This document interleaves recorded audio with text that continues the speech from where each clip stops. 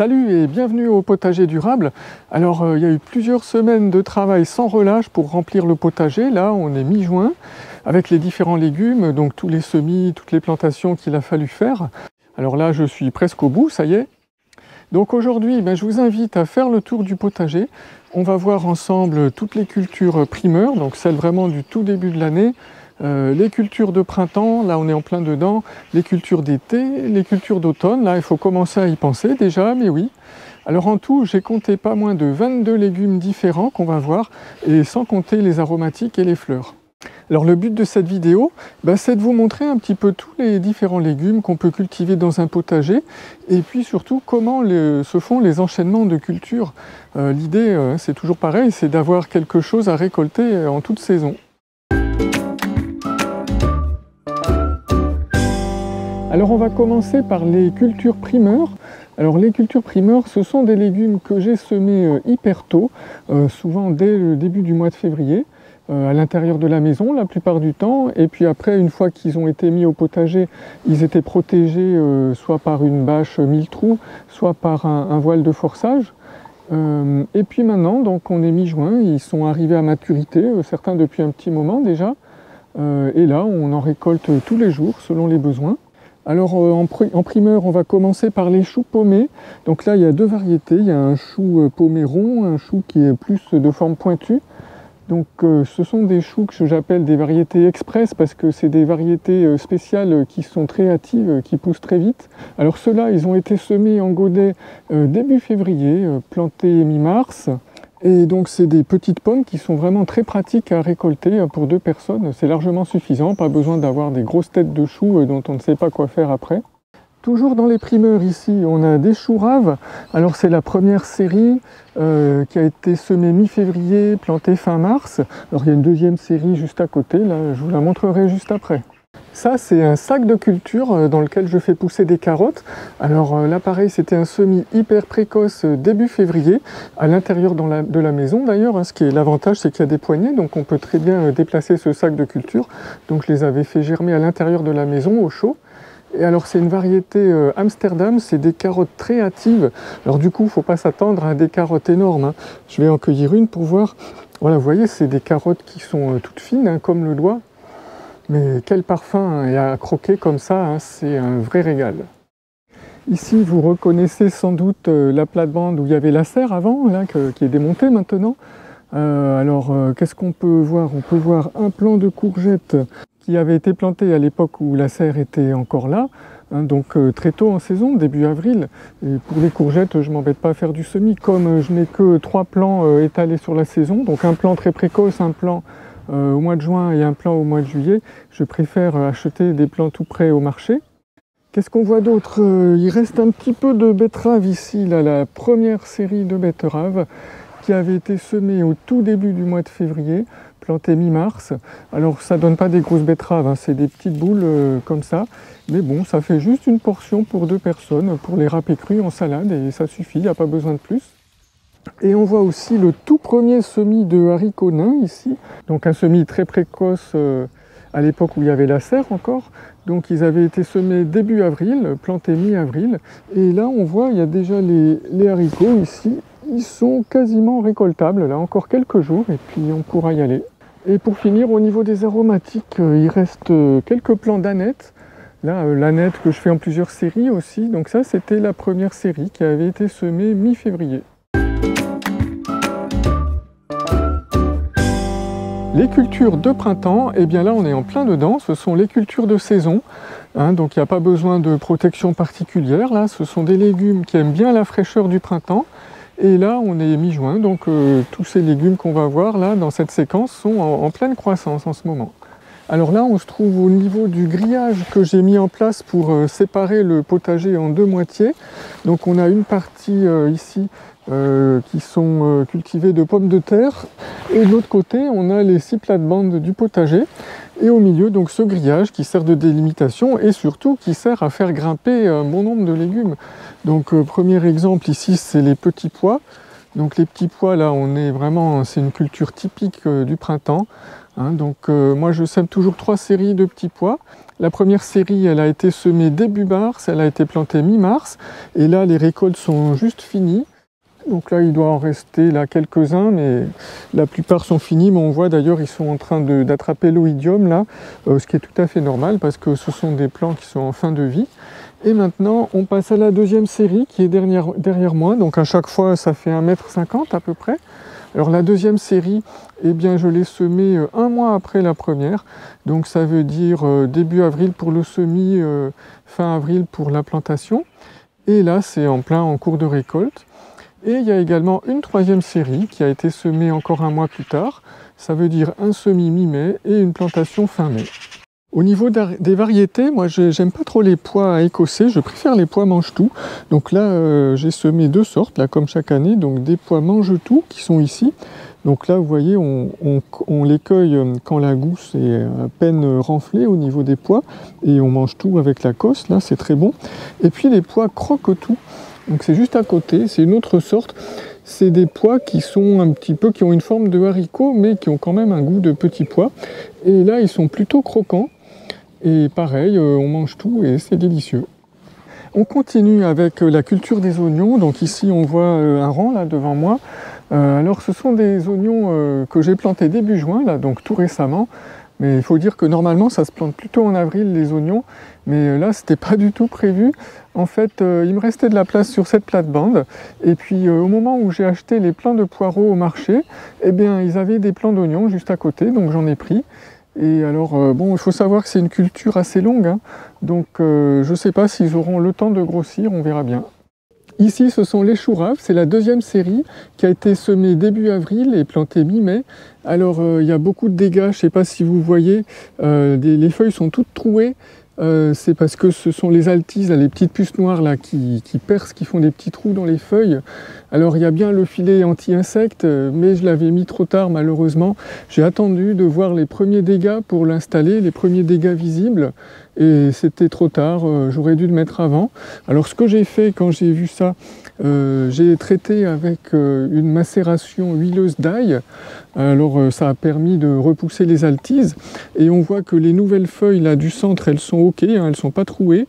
Donc ça c'est bon signe et donc la croissance va continuer. On voit qu'ils vont être bon, il faut qu'ils poussent encore un petit peu et puis ils seront bons à récolter dans quelques semaines. Là, c'est la deuxième série de betteraves. Alors, betteraves qui ont été semées mi-mars, plantées mi-avril. Alors, on voit qu'elles grossissent bien. Là, la récolte va se faire très prochainement. En fait, dès que les betteraves primeurs seront terminées de cueillir. Ici, sur cette plate-bande, on a plusieurs semis de carottes qui ont été faits entre avril et mai. Alors, chez moi, j'ai toujours beaucoup de mal avec les carottes, hein. C'est très difficile parce que j'ai un sol qui contient beaucoup de matière organique. Parce que je mets du compost non tamisé, je mets du paillis plus ou moins grossier, là, comme on voit ici, là, avec les restes d'engrais verts de Féverolles. Plus cette année, beaucoup de limaces. Alors chez moi, c'est plutôt les petites limaces grises qui sévissent. Donc comme elles sont toutes petites, elles sont très difficiles à ramasser à la main. Elles se cachent dans la terre, en fait. Et alors, bref, le semis de carottes, cette année, c'est loin d'être une réussite. Ici, on voit deux laitues. Alors, elles ont été semées au mois de novembre dernier, de l'année dernière. Ce sont des laitues d'hiver. Alors, elles paraissent un petit peu bizarres comme ça parce qu'elles sont très hautes en fait. Mais toutes les salades d'hiver sont récoltées et ces deux-là, je les laisse exprès pour monter à graines. Et elles vont comme ça continuer à monter jusqu'au mois de juillet. Elles vont faire 1 mètre de haut. Après, elles vont faire leurs petites fleurs au sommet. Et puis, je vais pouvoir récolter les graines. Et comme ça me permettra d'en ressemer l'année prochaine. Parce que c'est une variété que je ne trouve plus sur le marché. Parce que c'est quelqu'un qui m'a offert les graines et j'ignore complètement le nom de la variété. Voilà le rang de fèves. Alors, ce ne sont pas les fèves qui ont été semées à l'automne, celles-là, elles ont été récoltées. Ce sont les fèves qui ont été semées au printemps, donc début mars. Et là, on est en plein dans la récolte. Là, vous voyez, elles sont magnifiques. Alors, le feuillage, lui, par contre, il n'est pas magnifique du tout parce qu'il est complètement piqué par la rouille, là, cette année. Et par contre, heureusement, c'est arrivé une fois que les gousses étaient bien formées. Donc, ça n'a aucune incidence sur la récolte. On se retrouve devant la plate-bande à salade. Alors pour rappel, c'est un bac à réserve d'eau qui contient donc une bâche étanche qui permet justement de garder l'eau en été.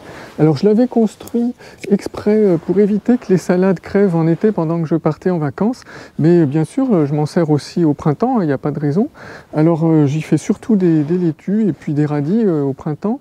Donc les laitues, ici on voit 3 générations, 3 séries de laitues, là les plus jeunes devant, les moyennes et puis là les dernières, celles que je suis en train de récolter. Alors moi je les plante très serrées les laitues, à 20, même 15-20 cm les unes des autres, parce que je tiens pas spécialement à récolter des pommes. Moi ce qui m'intéresse dans la laitue c'est la feuille. Et donc je fais des récoltes feuille à feuille à chaque fois en prenant uniquement les feuilles du tour de l'extérieur, et ce qui permet de faire bien 3-4 récoltes par plan. Et puis ensuite il y a des radis ici. Alors les radis pareil, hein, c'est la même famille que les choux, c'est les brassicacées, donc les feuilles sont énormément grignotées par les altises. Et voilà, c'est une sorte de radis blanc comme ça, c'est la dernière série qui a été semée à la mi-avril. Maintenant, on va passer aux cultures d'été. Alors les cultures d'été, c'est les légumes qui ont besoin de chaleur pour pousser, hein, que l'on plante après l'essaim de glace en général.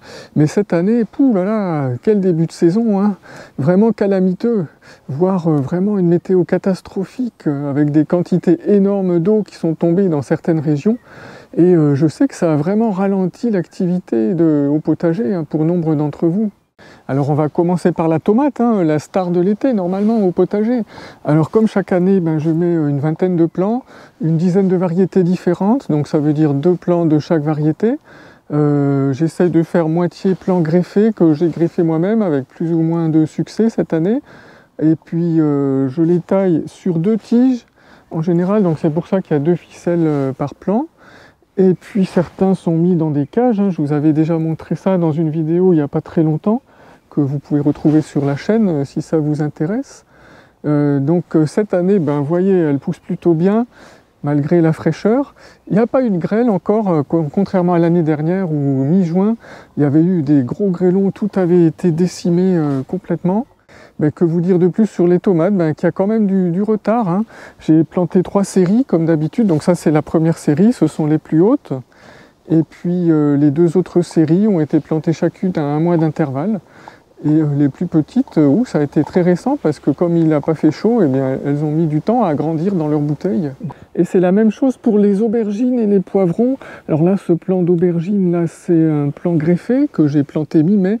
Il y avait juste une semaine de temps beau et chaud.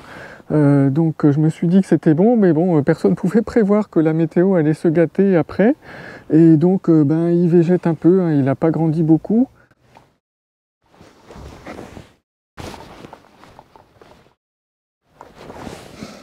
Alors comme j'étais tellement content des aubergines greffées ces dernières années, là ça produit tellement que j'ai acheté des poivrons greffés cette année pour la première fois. Et donc on va voir ce que ça donne. Mais là, bon, vu la météo, ils ont vraiment de la peine à pousser, les pauvres. Ici on a la 2e série de haricots nains qui a été plantée mi-mai. Alors les haricots nains, ce qui est bien avec, c'est qu'ils poussent assez vite. En général, la première récolte, chez moi, elle a lieu 1 mois et demi après le semis. Alors c'est pour ça que j'en sème 3 ou 4 séries durant tout l'été, en fait, une par mois. Alors j'ai aussi mis des haricots grimpants, là. Vous voyez, c'est des bambous là, qui montent et que je fixe en haut de mes structures. Alors les haricots grimpants, je les cultive pour avoir des haricots grains. C'est des gros grains qui servent pour faire des bonnes soupes en hiver. Là voilà les concombres, donc je les fais pousser sur le même grillage qui sert à supporter les petits pois. De toute façon, la culture de petits pois, elle va bientôt se terminer. Là, dans 2-3 semaines, elle sera finie. Et le concombre aura alors toute la place pour s'étaler pendant les semaines qui viennent. Alors comme beaucoup de légumes, je fais 3 ou 4 séries pendant l'été, hein, un semis tous les mois. Ça c'est le premier qui a été planté mi-avril, donc je ne sais pas si vous arrivez à voir, il y a déjà pas mal de fleurs et des tout petits bébés concombres là, donc il suffit que la chaleur arrive pour que ça commence à mûrir. Alors moi j'aime bien dans les concombres faire des variétés avec des formes complètement différentes. Il y en a qui sont des plutôt courts, plutôt longs, plutôt épineux, plutôt lisses. Et je vous montrerai tout ça dans une prochaine vidéo au moment de la récolte. Alors voici les courges. Ici on a 4 plants. là, qui ont été plantés il n'y a pas très longtemps. Alors, comme chaque année, eh bien, ils partagent la parcelle avec les pommes de terre qui sont ici. Et en fait, ce que je fais, c'est pour gagner de la place, hein, bien sûr, parce que j'ai pas à la fois la place pour toutes les courges qui vont s'étaler et puis les pommes de terre. Ce sont deux cultures qui utilisent pas mal de surface. Et alors, qu'est-ce qui va se passer après?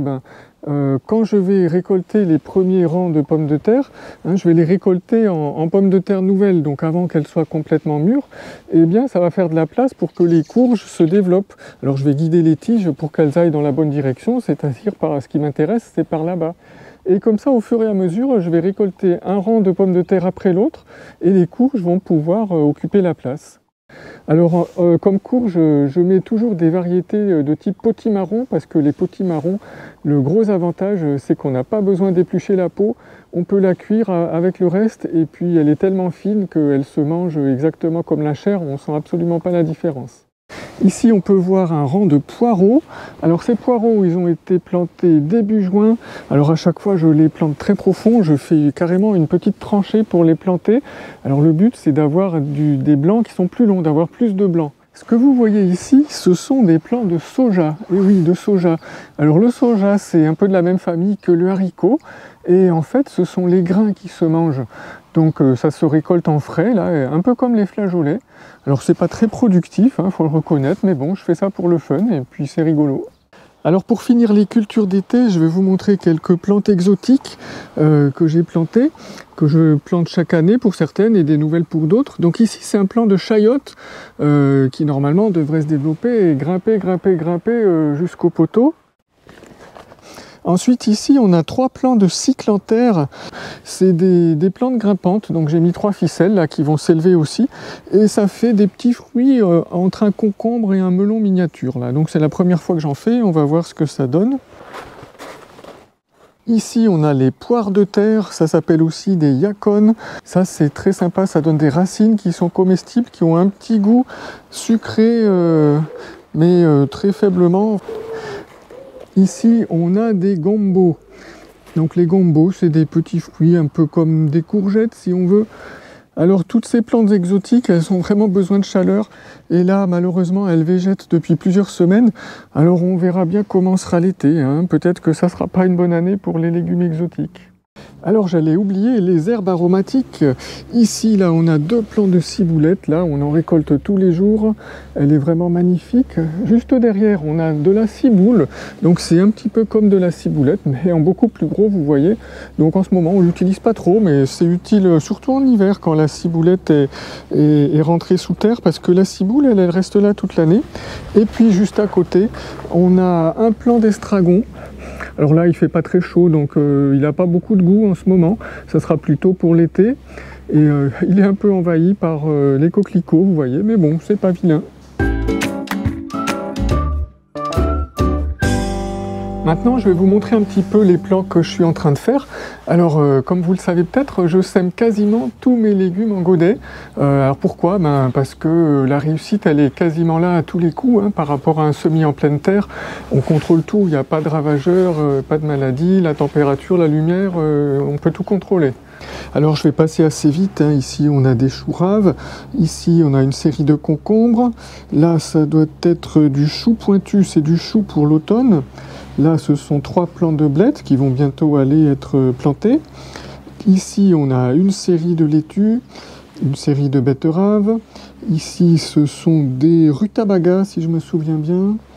Et maintenant, je vais faire un zoom sur 3 légumes. Alors ici, ce sont des haricots nains, là, une série de haricots. Donc vous voyez, même les haricots, ça peut se semer en godet, hein. Je mets 5 grains dans chaque godet. Et puis quand ils feront 5 cm de haut, j'irai les planter au potager. Ici, le basilic. Alors le basilic, là, j'ai attendu longtemps avant de le planter. Là, je pense que je vais y aller maintenant, parce que c'est vraiment très très sensible aux limaces, hein. Alors avec toute la pluie qu'on a eue cette année, j'ai préféré pas prendre le risque. Et pour finir, les carottes. Alors les carottes, c'est toute une histoire. Il y a 2 ans, j'avais commencé à faire des essais de semis en rouleau de papier toilette. Et là, cette année, là, vu comme ça s'annonçait mal, la saison, toujours à cause des limaces, et ben, je me suis dit que j'allais refaire des essais cette année. Alors au niveau de la germination, ça marche très bien, ça c'est pas le plus difficile, hein. On voit que j'ai dû mettre 3 graines par rouleau, donc elles ont quasiment toutes germé. Là, je vais les éclaircir à une seule plantule. Mais le plus dur, en fait, c'est d'estimer à quel moment il faut les mettre en pleine terre. Parce que dès que la racine commence à traverser, il ne faut pas trop tarder, sinon après ça donne soit des carottes fourchues, soit des carottes qui restent courtes. Donc voilà, c'est là toute la difficulté. Et voilà, on arrive au terme de cette vidéo du mois de juin. On a vu toutes les récoltes de légumes primeurs, on a vu les cultures de printemps et d'été qui remplissent le potager, et on a vu enfin les cultures d'automne qui démarrent. Alors merci à vous d'avoir suivi cette vidéo. Si vous avez une question, si vous voulez connaître une variété particulière que je cultive, eh bien laissez-moi un petit commentaire sous la vidéo et j'y répondrai. Et puis si vous voulez aller plus loin, vous pouvez rejoindre ma lettre d'information, c'est gratuit. J'envoie tous les dimanches matins un mail avec des astuces pour bien s'organiser et avoir des récoltes toute l'année. Voilà, c'était Nicolas du Potager Durable et je vous dis ciao, à bientôt!